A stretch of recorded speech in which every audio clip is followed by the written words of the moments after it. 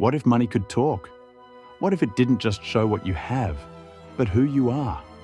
Imagine for a moment that every cent spent, every debt taken on, every luxury flaunted or silent sacrifice made was a window into your soul, revealing not only your priorities, but also your fears, your vanity, your ethics. What would your bank statement say about you if it were read like a personal diary? Would you have the courage to look? We live in a society where money is more than just a tool. It has become a distorted mirror of identity. From an early age, we are taught that to have is to be, and that the balance in your account defines the worth of a human being. But what if that logic is deeply flawed? What if we're confusing financial success with personal integrity?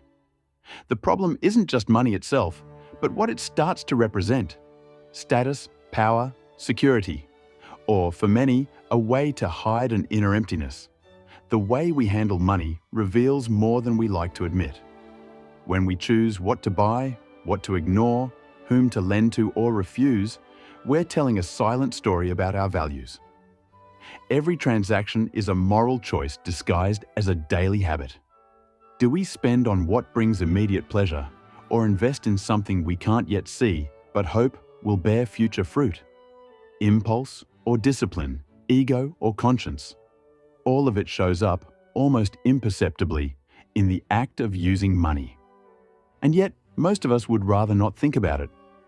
We prefer to believe that finance is just numbers, that budgeting is just math. But it's not. It's applied philosophy, everyday ethics, a spreadsheet-shaped reflection of our character. The problem is that reflection isn't always flattering.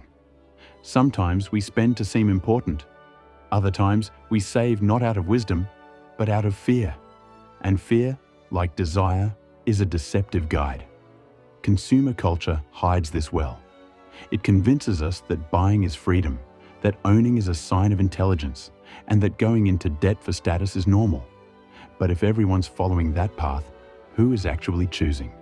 Are our financial decisions truly ours, or just automatic responses to invisible pressures? If money is a language, how many of us really understand its grammar? Some take pride in accumulating. But why do they accumulate? For security, control, revenge against a poor childhood? And others spend compulsively, as if each purchase could numb a pain they can't even name. Money then becomes a translator of our deepest intentions, the ones we don't even confess to ourselves. It's not uncommon to see people who seem generous, but only give out of vanity, or those who appear humble but hide arrogance behind the mask of simplicity.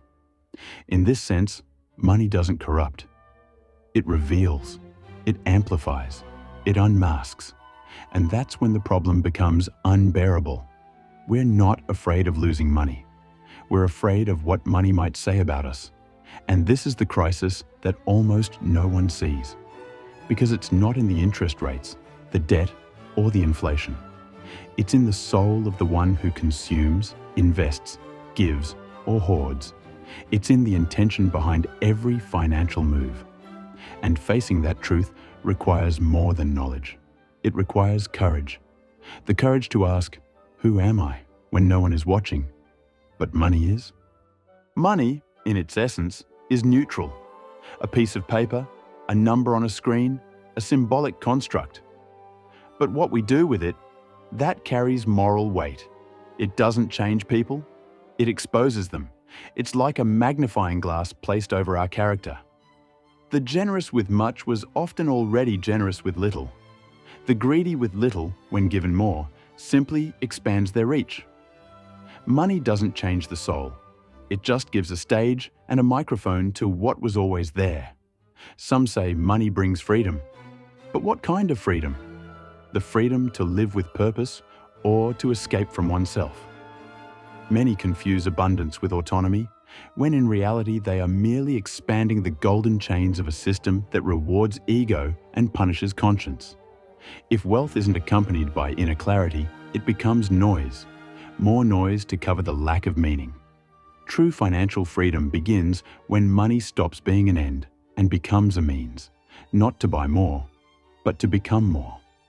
Nietzsche said that when you gaze long into the abyss gazes back into you. The same is true of money. When we make it our mirror, it begins to reflect our deepest contradictions. It shows how much we're willing to sacrifice values for comfort, how often we prefer the illusion of stability over the discomfort of truth. And most disturbingly, it reveals the price we place on things that, in theory, should be non-negotiable: integrity, time, dignity. At their core, our financial decisions are daily philosophical essays, choices that place us before timeless dilemmas: to have or to be, now or later, self or other. When we buy, we're answering the question, what completes me? When we save, we're answering, what am I afraid to lose? When we invest, we're saying, what do I believe in? Money, then, isn't just about numbers. It's about beliefs. It's about what, even without words, shouts out who we are. Think about the small decisions you make each day. That expensive coffee bought on impulse, the installment plan for the new phone, the money you lent to a friend you knew wouldn't pay it back. None of these choices seem grand at first glance, but each carries silent intentions: status, comfort, guilt, a desire to please. Behind every financial act, there is a motivation, and often we ourselves don't even know how to name it. It's in the everyday moments that our true financial character is revealed, far from theories and speeches. When you choose where to invest, whom to spend your time with, which, by the way, is also money, or what to postpone, you are shaping not only your economic future, but your very identity. What you consume is not just a reflection of what you like, but of what you believe you deserve. Some sabotage themselves financially because deep down they don't believe they have worth. And others show off, not out of pride, but out of need. The bank statement, the shopping cart, the credit card bill, all of them tell a story about you. The question is, have you been reading that story closely?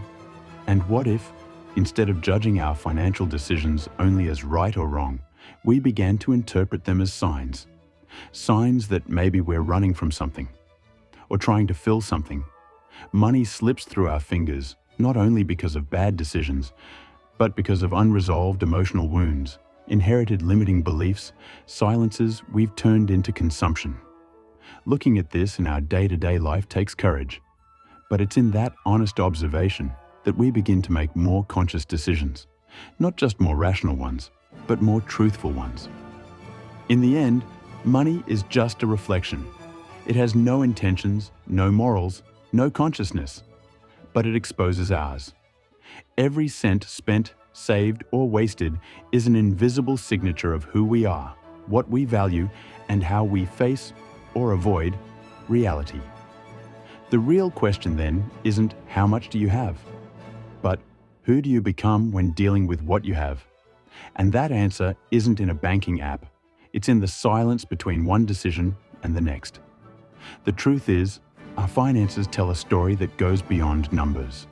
They speak of traumas, desires, hopes, and, most of all, the courage to be honest with ourselves.